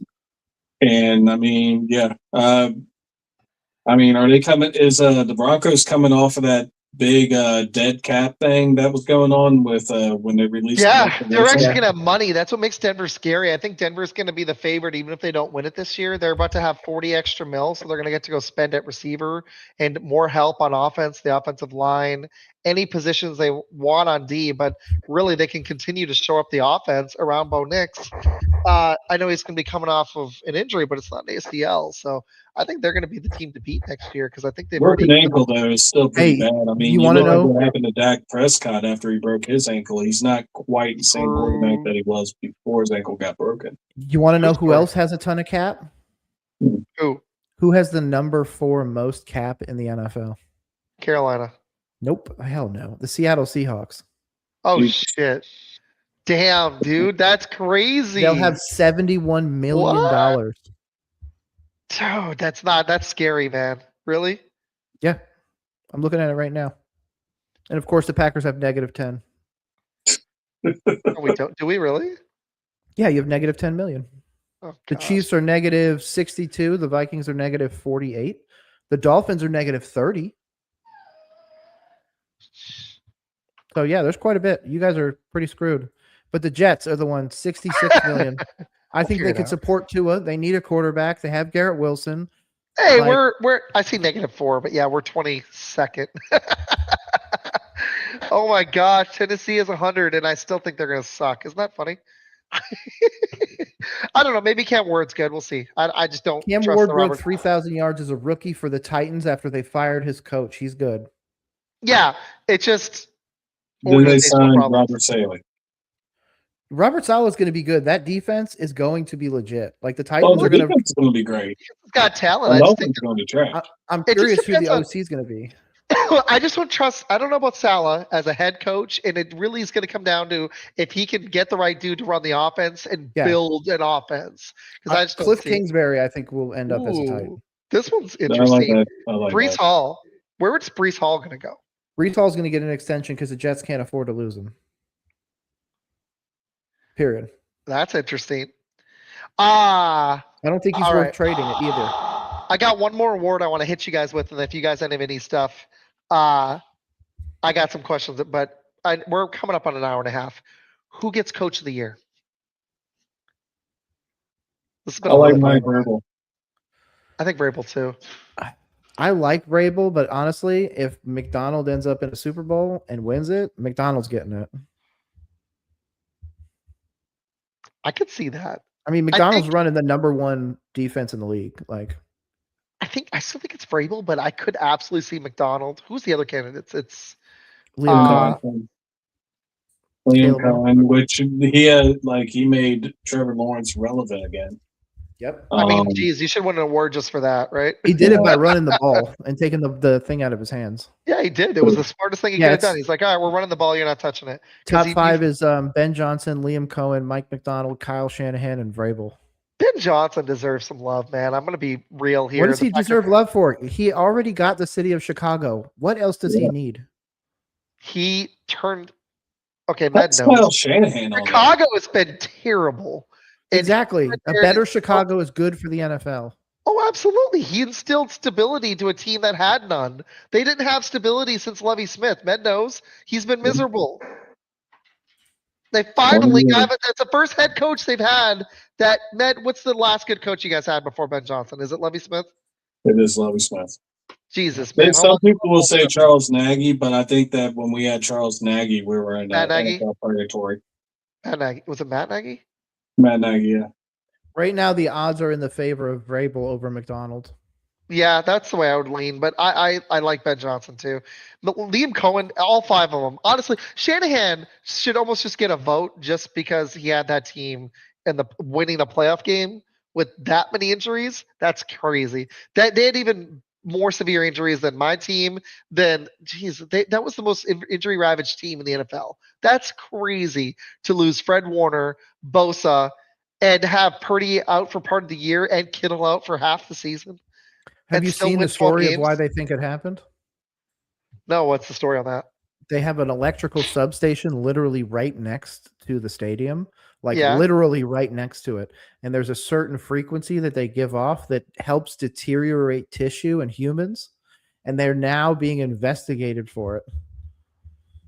Dude, I got to know where you get these theories. That's great. That's not a theory. I didn't come up with it, first of all. There's definitely a doctor out there that put out a whole study about it.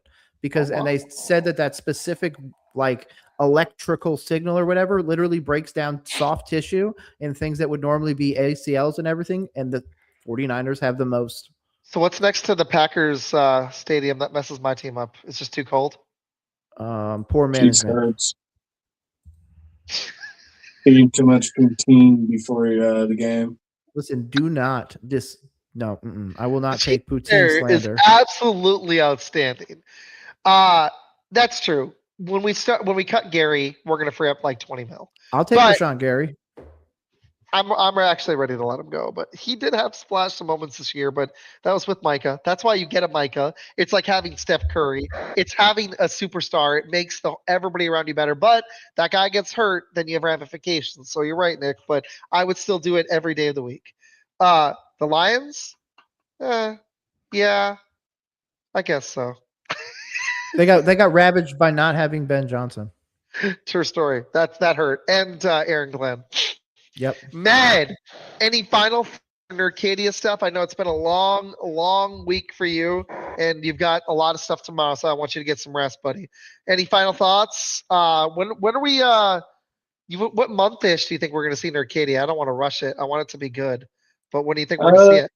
It's going to be a couple months. One of my co-hosts, he's having some issues with his fiance right now, so he might not be joining us. But other than that, hopefully, I'll start talking to my buddy Goose about it maybe in the next couple months.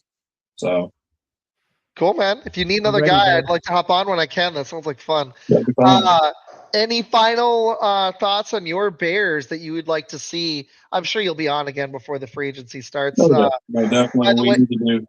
We're going to need to be doing some mock drafts in the future, or at least run through the first round. What's his name? Mike wants to do that running back thing in February that we told him about too, so I'll talk to you about it later. Okay. I think it was running backs. Thought it was running backs. I think really and truthfully what the Bears need to do is they need to address the front seven on defense. Teams will run through us like shit through a goose. I mean, we couldn't stop a Pee Wee football team from even getting a 100-yard rusher. And you as a Bears fan, that kind of hurts a little bit because whenever we weren't great on offense, we were always good on defense, and it was kind of mismatched now. So I would rather them really address the front seven of that line and also address the agingness of the offensive line. That's what I want them to do. Good call, man. Seriously, I like it.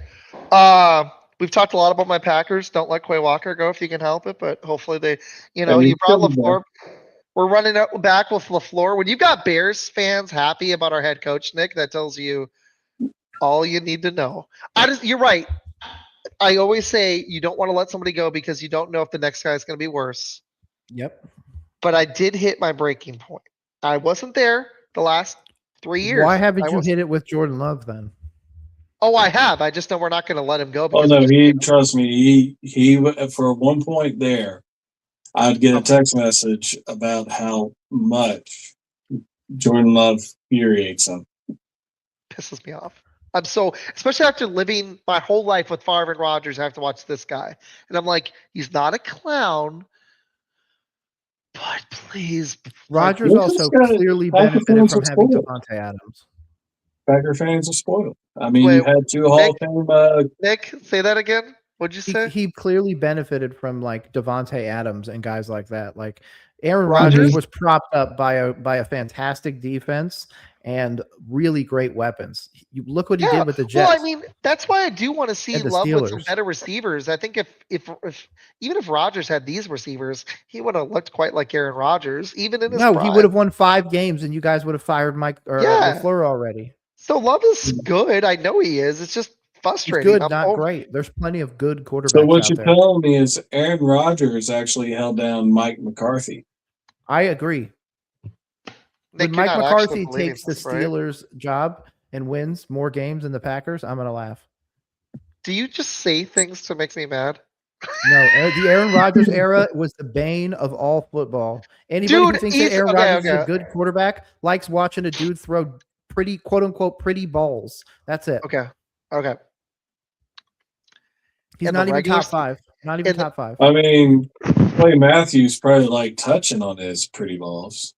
Exactly. knows how good he is. He just destroyed his team all the time. But I will say this, regular season Aaron Rodgers was one of the best talents I've ever seen. But like Peyton Manning, his game dropped. Tom Brady, what made him special? What made Michael Jordan special? There's a reason these guys only come around every so often. Their game's here, and they bring it up a whole nother level in the playoffs. Just look at Michael Jordan. His average in the regular season was like 30.1. He jumps 3.5 points in the playoffs from being one of the best of all time to being the freaking GOAT. That's why he's that great.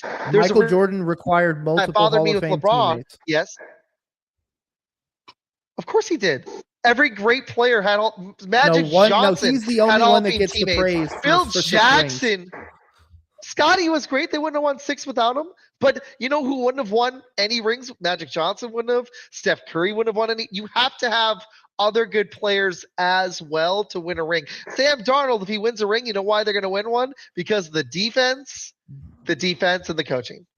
He was good That's too. why he should win Coach of the Year. He also has the best receiver in football. I mean, they drafted the best receiver in football. Yeah, the GM. It takes everybody.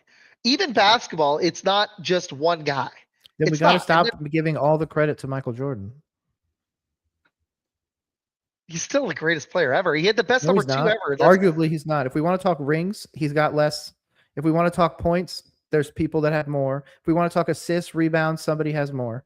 He just has the most accumulation, and because he was in the 90s, there is so much nostalgia about it that nobody will touch him. And when eventually somebody gets close to it, they will beat him. Or eventually the stigma will go away, and LeBron will finally ascend his throne. Oh, he's not.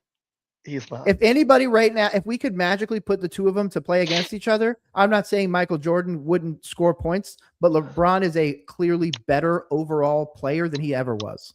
He does more, but he didn't. He wasn't. He does. He's a better need rebounder. To score passer. 35 points to win because it's a team game, like you said.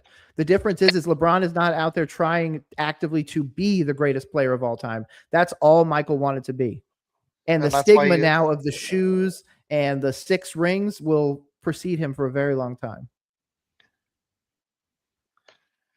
Matt, any thoughts? You're just enjoying this.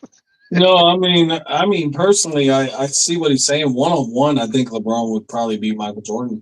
Yeah. But as far as the actual game goes, I still think that, even though I just said that, I still think that Michael Jordan is the best player of all time because he was clutch. And, you know, when he did the playoffs, that's what made him the best. Yeah. And I mean, not only that, I mean, it was how he elevated everyone else's game. Now, LeBron does the same thing, but also, you know, whenever someone talks about, like, when you're talking about Michael Jordan and he had to have Scottie Pippen, or You know, you had to have Dennis Rodman or Horace Grant. Look at what LeBron had to do. He had to get other Hall of Famers on his team too to even have a chance. Dwayne Wade. Everywhere he You're not- went, you're he not had wrong. Dwayne Wade and Chris Bosh in Miami. He had You're not Kyrie wrong, but also Irving look at the and- level of talent now as compared to the 1990s. The level of talent now is not even close. This is why I'm going to It change is- the show to a sports show because I It's got to talk basketball. head over heels harder in the NBA now to win than it ever Oh, was, especially God, during LeBron's era. They don't. People- That's why took we don't out care Hinch. as much about Magic's wins as much anymore. Yeah, he's a pantheon player, but nobody goes, "Oh, he's the best ever." Like it's arguably Michael or LeBron, but I give it to LeBron because he's played against much harder talent for his entire career. I would say more athletically gifted people that are benefiting from a change in defensive play. Of course. Yeah. And then of course you get the changing of the guard with the Warriors, inventing the basically 3 or die and everything like that. Like it's completely changed. It's not the same thing where you could just go down in the paint or just win the game by scoring 31 points by only shooting mid-range jumpers. That's not how you win in the NBA anymore. My Charlotte Hornets for some reason, I have the number one offense in the NBA just by hailing threes down. Wait, say that one more time. The Hornets have the number one offense in the NBA right now. No way. Yeah, and in their wins, they have an NBA record margin of like plus 13.9 or something like that. Dang, man. They only, but this is oh my gosh, they've only won Jason, 17 games. Jason with the NBA take, I love it. See, that's why I wish we could put them in like a special thing and have them play. But it's just the argument. Just like before Michael, it was Kareem. Oh, Kareem, nobody will ever beat Kareem. Blah blah blah. And then Jordan comes along. And Russell, I mean, and then Russell before then. In my personal opinion, I thought that Hakeem Olajuwon was actually better than Kareem. It's kind of like I'm trying to think of who would be a good one. It's almost like the 1B to it. He's good, but that's actually what I think of LeBron. I think he's great, but I know he does overall game, yes. He's the greatest overall player, period. Yeah, but peak what Jordan was able to do to lift teams, especially that game 6 against the Jazz. He was a scorer. Yeah, but he also played defense. He also could pass when he wanted to. That's when the hand check was a thing. Now you can't play defense like that anymore. The game isn't played the same thing. That's what I'm saying. It's a moot argument to even have. I think because what made Jordan couldn't survive in this NBA because he couldn't do his defensive, bully ball. I don't know. He would be fouled out in 5 minutes. I think he would have adjusted. It would have been a different game. And I think what made Jordan special was the mental. Like the dude just did not care about the next shot if he was going to miss it. And until later in his career, LeBron, the reason why LeBron never eclipsed him was that, and I know Dirk had a special run, but that 2000, it wasn't just the 2011. He had opportunities before that. And I know he won his first ring at the same age, but he had opportunities in the finals and he really choked. And that's such an indictment. Now, later in his career, he reminded me of Jordan, the way he would just go out and carry the Cavs with nothing but maybe Kevin Love. It was pretty special. 2 finals and then throw up 50 against Steph, Kevin Durant. They had to stack a team against this guy in his mid-30s just to beat him. He's that special. But that's the thing. Jordan never had to go through that. They were clearly the best team in the NBA, leaps and bounds pretty much every year. It was literally the Warriors of the time. Mm-hmm. So it's not like he was running through, the gauntlet anymore. He was beating 1 or 2 teams with, again, arguably Dennis Rodman's a top 5 center of all time or power forward of all time. My dad texted me. He's like, I don't like Nick's stuff about Jordan. He's like, I don't. My dad is like the biggest Jordan lover in the world. He's like, I like Nick, but Michael Jordan's the GOAT. And again, I can't blame people for saying it. I just think that if we're going to talk about the best basketball player, it's LeBron James. If you want to talk about the best winner, sure, give it to Michael. But even then, the best winner is Bill Russell with 11 rings. Well, yeah, but see, with that one to me is great. Even though he won the 11, there was like 15 teams then too. But see, that's the point. It continually changes. And eventually when Victor Wembanyama has 5 rings, we're going to be like, oh, Wemby's the best. I still think in the late '90s the guys were pretty athletic, not quite to the level they are now, but they're pretty athletic, and he went through some pretty great players at an advanced age. And then he did it with Scotty out that last He one went with through the Rodman. most Rodman was physical a era of shell. basketball. And see that what's crazy is that in itself is pretty tough to go through. It's not like the NFL I don't where I'm disagree. impressed that Dan Marino even lasted 15 years. Or John Elway, the fact that he played to his late 30s with the way they could hit those guys' legs was wild. That they were still good in their mid to late 30s. I mean, Steve Young didn't even last 10 years. And Troy Aikman didn't even last until his early 30s because of how hard the guys got hit then. The NBA did shave years off your career then. It does a different thing now, though. Med, I don't know how much NBA you watch. To me, the game Not is lately, no. the game now is so athletic and they run so much. I don't see how they can logistically keep this an 82 game season. They got to shave it 10 to 15 games because these guys are having so many lower leg injuries and they're running so much more than they used to. I think they got to change how they do a season moving forward because you're having some of the best players every year go down and get hurt. And in the NBA, that really kills the product more than the NFL because there's only 5 guys playing. I don't disagree with that. I feel like it's something else needs to be addressed with contracts. This way teams can be a bit more spread out. True. But that's a whole separate argument. I also think that teams are also already slowing down. Like you'll see games all the time where it's 91, 87. So there's definitely moments where they're, yeah, but that's just it returning back to normal. There's still games where people explode for 140 points, but that's because they rain down threes. Like you said, it's a completely different game. And as much as I want to be critical of Michael Jordan, I watched Last Dance. He's great. You know how many times I've watched Last Dance, man? You're talking to like the ultimate Jordan fan. And it's funny is I can openly admit there are things LeBron does better. There is. He's that's probably what I'm saying. My argument with it is if you want to talk about the greatest basketball player, it's LeBron James, period. If you want to talk about the greatest scorer or the greatest winner or whatever, the most dominant in playoffs, we can have that argument. But if we were going to build a prototype player until Victor Wembanyama showed up, it was LeBron James. I'm still going Jordan, but I get your argument. I do think that he's the clear number 2. He is. The problem is now there's so many guys in the NBA that can put up 32 a game like Jordan did. It's what are they doing in the playoffs? That's why I give it to Jordan when it comes to playoffs, when it comes to the other side of it. Well, and the reason why I go to the NBA argument, Med, is because to me, like what Aaron Rodgers did, it's not a good comparison because James Harden never won a ring. But what Rodgers did in the playoffs, the only reason Peyton isn't quite mentioned in the same breath is because he had that Denver run at the end and he got 2. But Peyton, for most of his career, and I know he went up against Brady and Belichick, that matters. Yep. But his play did drop off. And Rodgers, Med, you watched enough of them. To me, it was really similar where you're watching one of the best you're ever going to see in the regular season, and then it dropped off. Well, also at the same time, when you would watch some of the Packer games and stuff, the defense was elite during the regular season, but for some reason they would always have a meltdown in the playoffs. Well, the defense was great early in his career, and at the end, there was a 10-year run where that defense sucked. It was not that question, good. Though. In the 2010s. Do you guys not remember? Oh, I'm sorry. I could pull up the ranks. They were. I don't think they ever cracked top 10 from like 2012 or 13 up to like 2021. Like it was almost 10 years. There was an average to below average defense, but the offense was really good most of the time. Yeah. Sorry, Nick. Go ahead. No. It was just saying. Do you guys not remember when LaFleur first got there, and we ended up finding out that Aaron Rodgers was dirting balls when he didn't like the play? Yeah.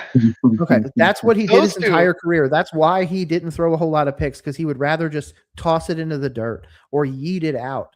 Like it seemed like he was the guy that was always trying to be like, oh, I can't do this. I can't. Nope. Can't do that. Can't like it. Everybody wants to put Aaron Rodgers in the top 5, and it's just like if you had to build your team, I wouldn't do it. Like he's sure if you want to give him 15 or something like that, but there's way better quarterbacks out there. Joe Burrow's a better quarterback than Aaron Rodgers. I can't go there because he's been perpetually injured. I think Rodgers was in that 6 to 10 range all time, but what kept him from being truly even on Peyton's level was the drop off in the playoffs. But there's very few guys that their play gets better in the playoffs I can think of at quarterback. Well, actually, 3. I've got a third one. I'm going to shock Med with this one. I got Tom Brady and Joe Montana, and I think Terry Bradshaw is the other one where his play significantly improved in the playoffs. A couple of his Super Bowls, were the only games he had over 300 yards, and he didn't do that in the regular season. So, but it's because he won 4. That was the defense mostly. But you saw some of his best games in the playoffs. Same with Bart Starr too. But like where he elevated his play, but he was carried by a defense and a running game, just like Terry Bradshaw was. And then you saw some moments where it's like, oh, okay, I can play too. But to me, those 2 that were at the very tippy top that got better in the playoffs and the Super Bowl. What about Patrick Mahomes at this point? Patrick Mahomes deserves to be in that conversation. No, I agree. No, he's definitely top. I think he's 2. I would say he's in the top 4 or 5. 3rd or 4th. He's me. 2 for me. Montana still eclipses him because he was unblemished in the Super Bowl, and the unblemished thing doesn't matter. It does. Going to a Super Bowl matters too. That's the LeBron argument. Oh, well, he lost some. Okay, getting there matters too. Just because you missed the playoffs doesn't make you better than somebody else. Okay, getting there matters, but then when you lay a goose egg like LeBron, then it goes the other way where it really hurts you. But that was early in his career. But again, if you lay a goose egg in the final game, okay, yeah, you couldn't come up in this one game. It's not like he didn't win a multiple titles. The idea that Jordan gets a pass because he went 6-0 and then never went back, even with the teams that he was with, is not a better argument to say it otherwise. So the unblemished thing with Steve Young isn't a thing. Once Jordan had a second All-Star, when he played a full season, he won every time. Yes, 6 times. Season. And then the other times he didn't make it to the finals. So when you go to have the Pantheon, early in his career, that was when there was the Celtics were in the way. He had nobody else with him, and the Pistons, and he didn't even have another guy. But that's why he survived the most physical by far. He did. The one indictment on Mahomes, Med, and Nick for me this season was an indictment, not even making the playoffs. Yeah, but he got hurt in like legacy. Week 10. No. He got hurt like week 16. In the legacy argument, to me, it was week 15 or 16, wasn't it? It was late. Med, wasn't it? Wasn't it like at the very end? It was about 3 or 4 games to go. Let me look. But also at the same time, you're right. It's the Chargers game. Yeah, it was December 17th. They were already done. They were already. In fact, the game he got done when they got hurt was when they got eliminated. They got eliminated. They were already like snowball's chance. They were 6. And they were losing when he got hurt. So yeah. They had to win out and get a ton of help to make the playoffs. So not making the playoffs in your prime, that in legacy arguments of all time, we got to have things we love about players and things we can knock them down to make these arguments. It's a debate. That does knock him a bit for me. I still think he's 3rd. I think Steve Young in 1990 went 6. Only had 6 games. What is this? But Steve Young isn't in this discussion for me. He's not top 5. Steve Young also had Jerry Rice. I don't even get me started on Jerry Rice. My top 5 are this. It's for me. It's Tom Brady, Joe Montana, still barely Patrick Mahomes, Peyton Manning, John Elway. That's my top 5. But I see a couple more years of this out of Mahomes doesn't even make the playoffs or do much. Peyton's regular seasons were pretty special, but he does have 3 rings to 2 when we're stacking resumes. But that's my top 5. Med, what's yours? I actually like Brady, Joe Montana. Uh-huh. I do go with Mahomes right there, and then I would say Manning and John Elway. Same as you, really. Nice. I love it. Yeah, there we go. The running back one's gonna be fun in February, and then we'll dip because we're at almost 2 hours. I could do this all night. Nick, what's yours? Tom Brady, Patrick Mahomes, Peyton Manning, John Elway, Eli Manning. Joe Montana didn't make your top 5. Wow. Eli. Again, I'm biased though. I was born in 1990. I didn't watch any of these people. I know. Play. Go back. I've gone back and looked at them, and I still don't think they could hold a candle to some of the quarterback play we have now. Well, Eli Manning is beat the He Darth got Vader. screwed not going in the Hall of Fame in the first ballot. I agree. Like Oh, Eli Manning, that's if fair. anybody right now could get prime Eli Manning, they would all take him. Justin's enjoying this, but I know Med's tired. Okay, guys, I had a blast. Nick, before we bounce, tell everybody about your and my family wants to play Escape from Tarkov. So, and this dog's pissed, so I gotta let her out. Nick, final Panthers thoughts, where people can see your Charlotte Hornets broadcasts, when, and any stuff about the network, any of your stuff, what you got. We'll be doing mock draft soon. I'm going to continue to be doing stuff right there, roll coverage on YouTube and X. I'm streaming all the Hornets games. Going to be streaming all the Panthers games next year as well. I do think the Panthers are probably going to fire their coach when they regress in wins. I think that's just because I think that the Panthers go up, they go down. That's just what they do.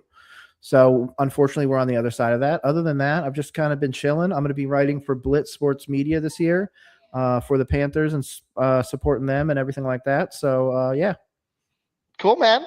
And Med will have Nerdcadia coming soon. I'm very excited. They're all for the network. We're going to try to rebuild it. I'm going to try to get my Twitter back, but otherwise I will rebuild. We'll be having some mock drafts soon. I will definitely be on next week on Friday night, back at 9 p.m. Eastern, talking about the conference championships, any more head coaching stuff, maybe a little NBA. I kind of want to chuck more NBA into the show. This was kind of fun.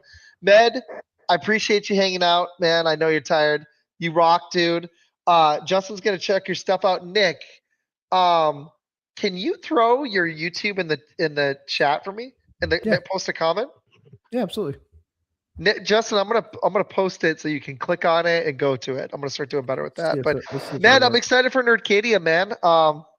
Yeah, keep me posted. I'd love to. Our talk about Marvel the other night was a blast. So cool. And with all this Avengers Doomsday stuff popping out, there's a lot to talk about. Oh yeah, dude. And Med, whenever you get that thing started, I'm so ready. I just told Isaac the other day I want to do a D&D campaign so bad. Sam's been talking to me. We will definitely be looking into that in the future because I told my buddy that's down here, usually he does the Dungeon Master thing with us. And if Sam wants to do it and we all just basically do like the StreamYard and not have little cameras everywhere, like, okay, what are we doing? Yeah, so, I think it could be pulled off, dude. And if I have OBS or anything like that, anything I can do to help, just tell me. I appreciate that, bro. Of course. And I'll be doing my movie thing soon. Me and my buddy will talk about it, but I'm gonna keep with the name Izac on Football. I kind of like this logo until I get the Twitter back, and then I'll tell everybody about it. But I'll have more shorts out for you guys. Mock draft soon, and I'll see go V. Huh? Go Izac V. I kind of like it. I like the Izac on Sports too. I'm gonna play with the names. If I get the Twitter back, then I can decide if I want to keep Fun Football or change it. I do like this logo, so we'll see. The Izac V thing is kind of cool because I can make it anything. But exactly. Ned, thank you, buddy. I hope you have a good day tomorrow, man. Nick, have blast with the Hornets games. Text me next time you got one, guys. This was gonna be a surprise, but I probably will hop on Twitter.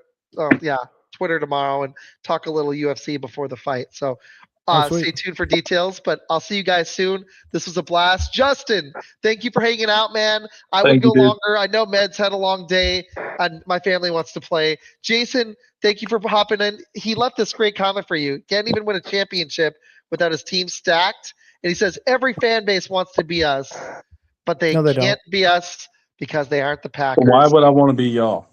Yeah, no. Literally. I'd rather have Caleb Williams. You're just finally experiencing winning. It feels good, doesn't it? Now you get the other side of that. Is the reason why they call them the Packers is because they got sent to Cancun early this year? Yep, they got sent packing. That's true. And then Janae was in. Thank you, everybody. My dad popped in. Jamie popped in. You guys rock. Miami to go. Justin, thank you for all your comments, man. You rock. It was a lot of fun. I will be back again next week. Med, Nick, you guys are the best. Thank you, everybody, for watching. Izac on Football, out. See you guys. My nose.